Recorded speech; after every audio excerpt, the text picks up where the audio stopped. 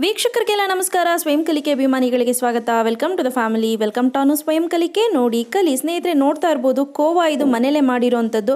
ಕೆಲವೇ 5 ನಿಮಿಷಗಳಲ್ಲಿ ತಯಾರಾಗುತ್ತೆ ಈ ಕೋವಾ. ತುಂಬ ಚೆನ್ನಾಗಿದೆ. ನೀವು ಹೊರಗಡೆಯಿಂದ ಯಾವ ರೀತಿ ಸಿಗುತ್ತೋ ಅದೇ ರೀತಿ ಇರುತ್ತೆ. ಬಟ್ ಟ್ರೆಡಿಷ್ನಲ್ ಮೆಥಡಲ್ಲಿ ಮಾಡಬೇಕು ಅಂದರೆ ಮಿನಿಮಮ್ ಅಂದರೆ 2 ಗಂಟೆಗಳ ಕಾಲ ನಿಮಗೆ ಟೈಮ್ ಬೇಕಾಗುತ್ತೆ. ಈ ಮೆಥಡಲ್ಲಿ ಮಿನಿಮಮ್ ಒಂದು 5 ರಿಂದ 6 ನಿಮಿಷಗಳ ಕಾಲ ಆದರೆ ಎಲ್ಲನೂ ಫಾಸ್ಟಾಗಿ ಆಗಿಬಿಡುತ್ತೆ. ಮೊದಲನೇದಾಗಿ ಇಲ್ಲಿ ನಾನು 1 ಕಪ್ನಷ್ಟು ಹಾಲಿನ ಪುಡಿ ತೆಗೆದುಕೊಂಡಿದ್ದೀನಿ. ನಿಮ್ಗೆ ಯಾವುದಾದ್ರೂ ತೆಗೆದುಕೊಳ್ಳಿ. ನಾನಿಲ್ಲಿ ಸ್ಕಿಮ್ಡ್ ಮಿಲ್ಕ್ ಪೌಡರ್ ತೆಗೆದುಕೊಂಡಿದ್ದೀನಿ. ಅಂದರೆ ಇದರಲ್ಲಿ ಫ್ಯಾಟ್ ಕಂಟೆಂಟ್ ತುಂಬಾ ಕಡಿಮೆ ಇರುತ್ತೆ. ಸೊ ನೀವು ನೋಡ್ತಾ ಇರ್ಬೋದು 1% ಇದೆ ಫ್ಯಾಟು. ಸೊ ಹಾಗಾಗಿ ಇದರಲ್ಲಿ ಫುಲ್ ಫ್ಯಾಟ್ ಕಂಟೆಂಟ್ ಕಂಪ್ಲೀಟ್ ಆಗಿಲ್ಲ. ಸೊ ಹಾಗಾಗಿ ನಾನಿಲ್ಲಿ 4 ಟೇಬಲ್ ಸ್ಪೂನ್ನಷ್ಟು ತುಪ್ಪ ಯೂಸ್ ಮಾಡ್ತೀನಿ. ಸೊ 1 ಕಪ್ನಷ್ಟು ನಂದಿನಿ ಪೌಡರು, ಅರ್ಧ ಕಪ್ನಷ್ಟು ಹಾಲು, ಆನಂತರ 4 ಟೇಬಲ್ ಸ್ಪೂನ್ನಷ್ಟು ತುಪ್ಪ. ನೆನಪಲ್ಲಿರಲಿ 4 ಟೇಬಲ್ ಸ್ಪೂನ್ನಷ್ಟು. ಅದೇ ನೀವು ಫುಲ್ ಫ್ಯಾಟ್ ಮಿಲ್ಕ್ ತೆಗೆದುಕೊಳ್ತೀನಿ ಅಂತ ಅಂದರೆ 1.5 ಟೇಬಲ್ ಸ್ಪೂನಷ್ಟು ತುಪ್ಪ ತೆಗೆದುಕೊಂಡ್ರೆ ಸಾಕಾಗತ್ತೆ. ಆನಂತರ ನೋಡಿ, ನಾನಿಲ್ಲಿ ಸ್ಟವ್ ಹಚ್ಚಿಲ್ಲ. ಒಂದು ಪಾತ್ರೆಗೆ ಹಾಲಿನ ಪುಡಿ, ಆನಂತರ ಸ್ವಲ್ಪ ಹಾಲು ಹಾಕ್ಕೊಳ್ತಾ ಈ ಹಾಲಿನ ಪುಡಿನ ಕಲಿಸ್ಕೊಳ್ಳೋಣ. ಯಾವುದೇ ರೀತಿ ಲಂಪ್ಸ್ ಇರಬಾರ್ದು, ಅಂದರೆ ಗಂಟು ಕಟ್ಟಬಾರ್ದು. ಆ ರೀತಿ ಸ್ವಲ್ಪನೇ ಹಾಲು ಹಾಕ್ಕೊಂಡು ನೀಟಾಗಿ ಕಲಿಸ್ಕೊಳ್ಳಿ. ಈಗ ನೋಡಿ, ಉಳಿದಿರೋಂಥ ಹಾಲನ್ನು ಹಾಕ್ಬಿಟ್ಟು ಯಾವುದೇ ರೀತಿ ಗಂಟುಗಳು ಇಲ್ದ ಹಾಗೆ ನೀಟಾಗಿ ಕಲಿಸ್ಕೊಳ್ತೀನಿ.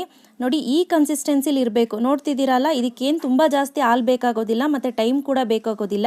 ಈಗ ನಾನು ಇಲ್ಲಿ 4 ಟೇಬಲ್ ಸ್ಪೂನ್ನಷ್ಟು ತುಪ್ಪನ ಹಾಕ್ಕೊಳ್ತಾ ಇದ್ದೀನಿ. ಸೊ ತುಪ್ಪ ಹಾಕಿಬಿಟ್ಟು ಚೆನ್ನಾಗಿ ಇದನ್ನು ಮಿಕ್ಸ್ ಮಾಡ್ಕೊಳ್ಳಿ. ಈ ರೀತಿ ಮಿಕ್ಸ್ ಮಾಡೋದ್ರಿಂದ ಒಂದಕ್ಕೊಂದು ನೀಟಾಗಿ ಹೊಂದ್ಕೋಬೇಕು. ಯಾಕಂದರೆ ಇದು ಲೋ ಫ್ಯಾಟ್ ಮಿಲ್ಕ್ ಪೌಡ್ರನ್ನ ತೆಗೆದುಕೊಂಡಿದ್ದೀವಿ. ಅದೇ ಫುಲ್ ಫ್ಯಾಟ್ ಮಿಲ್ಕ್ ಪೌಡ್ರ್ ತೆಗೆದುಕೊಂಡ್ರೆ ನಿಮಗೆ ಜಾಸ್ತಿ ತುಪ್ಪ ಹಾಕೋ ಅವಶ್ಯಕತೆ ಇಲ್ಲ. ಈಗ ತೆಗೆದುಬಿಟ್ಟು ಸ್ಟವ್ ಹಚ್ಕೊಳ್ತಾ ಇದ್ದೀನಿ. ಈಗ ನಾನು ಸ್ಟವ್ ಹಚ್ಕೊಂಡು ಈ ರೀತಿ ಸಣ್ಣ ಉರಿನಲ್ಲಿ, ನೆನಪಲ್ಲಿರಲಿ ಮೀಡಿಯಮ್ ಮತ್ತು ಲೋ ಫ್ಲೇಮರ ನಡುವೆನೇ ಇರಬೇಕಾಗತ್ತೆ. ಮಾತ್ರ ಕೈ ಯಾವುದೇ ಕಾರಣಕ್ಕೂ ಕೈ ಬಿಡ್ಲಿಕ್ಕೆ ಹೋಗಬೇಡಿ. ಸೈಡ್ಸಲ್ಲಿ ಮೆತ್ಕೊಂಡಿರೋದನ್ನೆಲ್ಲ ಈ ರೀತಿ ನೀಟಾಗಿ ಸವರ್ಕೊಂಡು ಈ ರೀತಿ ಮಾಡ್ಕೋಬೇಕಾಗತ್ತೆ. ನಿಯರ್ಲಿ 3 ರಿಂದ 4 ನಿಮಿಷಗಳ ಕಾಲ ಫ್ಲೇಮ್ ಅಂದರೆ ಸ್ಟವ್ ಮೇಲೆ ಇರುತ್ತಷ್ಟೇ. ಆನಂತರ ಆಫ್ ಮಾಡಿಬಿಡ್ತೀವಿ. ನೋಡಿ, ಈಗ ಕನ್ಸಿಸ್ಟೆನ್ಸಿ ನೋಡಿ ಯಾವ ರೀತಿ ಆಗ್ತಾ ಇದೆ ಅಂತ. ಇಷ್ಟಿದೆ ಅಂದಾಗ ಸಾಕು ಸ್ನೇಹಿತರೆ. ಇದು ರೈಟ್ ಕನ್ಸಿಸ್ಟೆನ್ಸಿ ಅಂತ ಗೊತ್ತಾಗ್ತಿದೆ ಅಲ್ಲ ನಿಮಗೆ, ಸರಿಯಾದ ಕ್ರಮ. ಸೊ ಈಗ ಏನು ಮಾಡ್ತೀನಿ, ಇಮಿಡಿಯೇಟು ಸ್ಟವ್ ಆಫ್ ಮಾಡಿಬಿಟ್ಟು ಈಗ ಇದನ್ನು ಕಂಪ್ಲೀಟಾಗಿ ತಣ್ಣಗಾಗಲು ಬಿಡಬೇಕು. ಸ್ನೇಹಿತರೆ, ನೀವು ನಿಮಿಷಕ್ಕೂ ನೋಡ್ತಾ ಇರ್ಬೋದು ಗಟ್ಟಿ ಆಗ್ತಾ ಹೋಗುತ್ತೆ. ಈಗ ಒಂದು ಬೌಲ್ಗೆ ಟ್ರಾನ್ಸ್ಫರ್ ಮಾಡ್ಕೊಳ್ತಾ ಇದ್ದೀನಿ. ಆ್ಯಕ್ಚುಲಿ ಈ ರೆಸಿಪಿನ ಬಂದು NB ಕೃಷ್ಣಪ್ಪ ಅನ್ನೋರು ಕೇಳಿದರು. ಅವ್ರಿಗೆ ನಮಸ್ಕಾರ. ಮತ್ತು ನನ್ನ ಲಾಸ್ಟ್ ಬಿರಿಯಾನಿ ವಿಡಿಯೋನ ಫಸ್ಟು ಶ್ರುತಿ ಅಮ್ಮು ಅನ್ನೋರು ಕಾಮೆಂಟ್ ಮಾಡಿದ್ದಾರೆ. ಅವ್ರಿಗೂ ಕೂಡ ನಮಸ್ಕಾರ. ಸೊ ನೋಡ್ತಿದ್ದೀರಾ ಅಲ್ವಾ, ಈ ಕೋವಾನ ನೀವು ಧಾರಾಳವಾಗಿ 1 ತಿಂಗಳ ಕಾಲ ನೀವು ಫ್ರಿಡ್ಜ್ನಲ್ಲಿ ಇಟ್ಕೊಂಡು ಧಾರಾಳವಾಗಿ ಉಪಯೋಗಿಸ್ಕೋಬೋದು. ಮತ್ತು ಸ್ನೇಹಿತರೆ, ನಿಮಗೆ 100 ಗ್ರಾಮು 80 ರೂಪಾಯಿ ತನಕ ಇರುತ್ತೆ. ಬಟ್ ಮನೆಯಲ್ಲಿ ನಿಮಗೆ ಧಾರಾಳವಾಗಿ ತುಂಬ ಕಡಿಮೆ ಖರ್ಚಿನಲ್ಲಿ, ಕಡಿಮೆ ವೆಚ್ಚದಲ್ಲಿ ನೀವು ಮಾಡ್ಕೊಬಿಡ್ಬೋದು.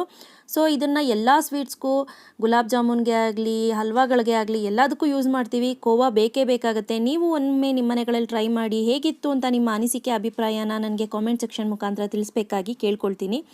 ಇವತ್ತು ಕೊಟ್ಟಂಥ ಮಾಹಿತಿ ನಿಮ್ಗೆಲ್ಲರಿಗೂ ಇಷ್ಟ ಆಗಿದ್ರೆ ಲೈಕ್ ಬಟನ್ ಹಿಟ್ ಮಾಡಿ. ಇನ್ನೂ ಇಷ್ಟ ಆಗಿದ್ರೆ ಶೇರ್ ಮಾಡಿ. ಗೊತ್ತಲ್ವ ನನ್ನ ಚಾನಲ್ ಹೆಸರು ಅನು ಸ್ವಯಂ ಕಲಿಕೆ, ನೋಡಿ ಕಲಿ. ಮತ್ತಷ್ಟು ಈಸಿ ಹಾಗೂ ಇಂಟ್ರೆಸ್ಟಿಂಗ್ ವಿಡಿಯೋದೊಂದಿಗೆ ಮುಂದಿನ ಸಂಚಿಕೆಯಲ್ಲಿ ಭೇಟಿಯಾಗ್ತೀನಿ. ಟಿಲ್ ದೆನ್ ಟೇಕ್ ಕೇರ್, ಬಾಯ್.